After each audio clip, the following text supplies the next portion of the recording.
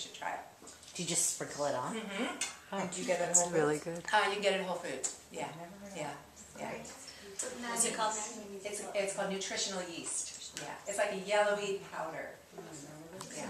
I get confused by it though. It's not related to the Candida yeast. No, it's not. It doesn't produce It's yeast? not. It does not. No, it's not a live yeast. It's called nutritional yeast. But if you are dealing with Candida, it should not impact you.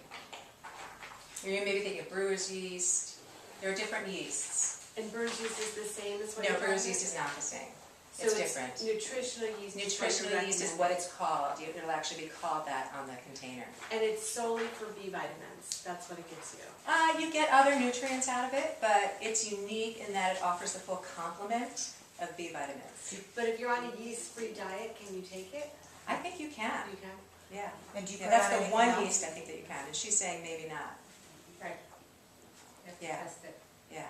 I've read nutritional yeast is Well, nutritional yeast is a dead yeast. Well, let's look into that further. I mean, my understanding is that it's a dead yeast and then it's okay, but. Do you that use would it be for something anything to look else? into. You could sprinkle it on anything that you might like a cheesy flavor on. I mean, I'm not a huge fan of popcorn because it does turn into sugar in your body, but I know people do put it on popcorn. I know, it's one of those big misnomers that I hate throwing out there just because of that attitude. I am so sorry, my son's coming from the East Coast. Oh. Put him on speaker. When it comes to a group of middle-aged women? So, I'm sorry. So yes, so popcorn, yeah. I mean, every once in a while, but it does turn into sugar pretty quickly in your body. Yeah. Sorry. So, and it's corn, which is very genetically modified. I mean, there are issues. So the other two are coenzyme Q10 and magnesium. This is again going back to taking care of our mitochondria, because if our mitochondria aren't functioning well, we're going to be tired. So coenzyme Q10, maybe you've heard the abbreviated CoQ10.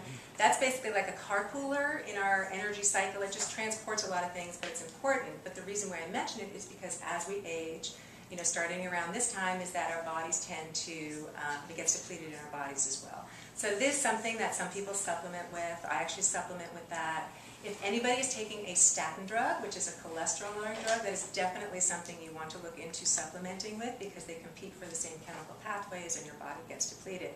And just a word actually going back about the B vitamins is that if you're on birth control pills, they tend to deplete you of B vitamins. So that may be something you'd want to think about in terms of supplementing as well.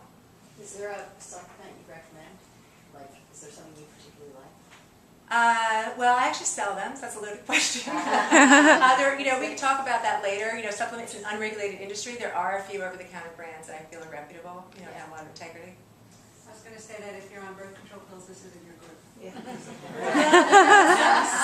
It might be, yeah. Someone might be, not necessarily. There might be some women for other reasons. Right, for others. Hormones too, right? Hormones. Hormones deplete the any form of hormone supplement deplete the bees. Yeah, that's right. And then the last one that's really important for our mitochondria is magnesium. And the reason why I put that in is because magnesium's in everything. It's actually involved in the photosynthesis process. So it's in a lot of all our green leafies, and it's in a lot of fruits and vegetables and nuts. It's in everything. But lots and lots of people are magnesium deficient, and we think that's because the soil is deficient in it, and we need magnesium for everything. It's kind of like the social butterfly of our team players. It's involved in every reaction practically in our body. So that's just something to be aware of. My prediction is that much like doctors are now testing for vitamin D, they will be testing for magnesium deficiency. So, Maddie, how much do you need a day? Well, it's very individual, so I hate throwing out blanket numbers.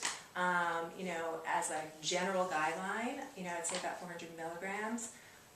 The things to be careful with taking magnesium as a supplement are that it can cause loose bowels, so you have to see, where you're at. If you're constipated, it's a great thing.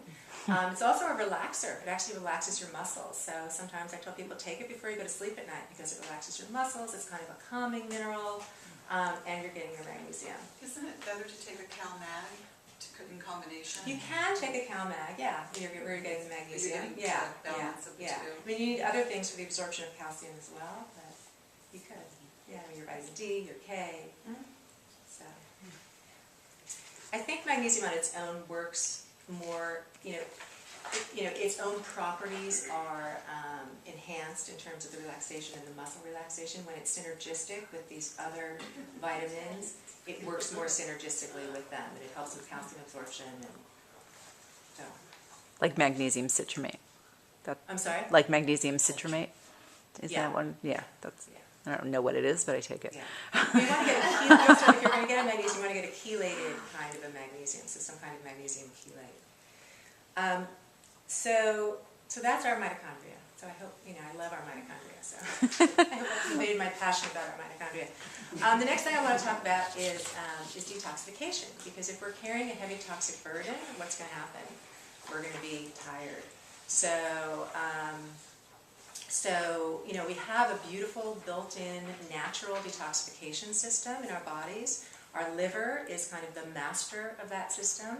So we want to do things that are going to take care of our liver. I almost envision it like a strainer. Our liver, the toxins go through the strainer.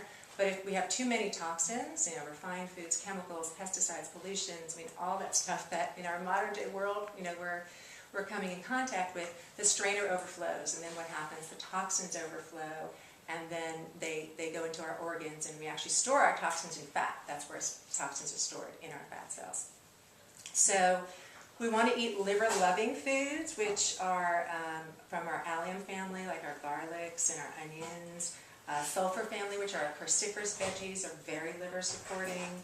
Again, antioxidants, that's just the rainbow diet.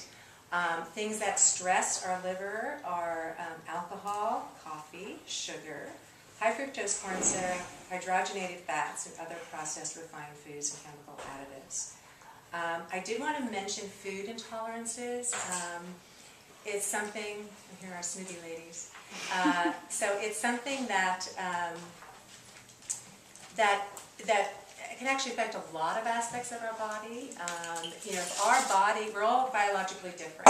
So if our body is interpreting a food as, a foreign invader or something that we don't really process well, then our body's looking at that food as a toxic trigger. It becomes a toxic trigger. It performs the same way as the toxins in our body. So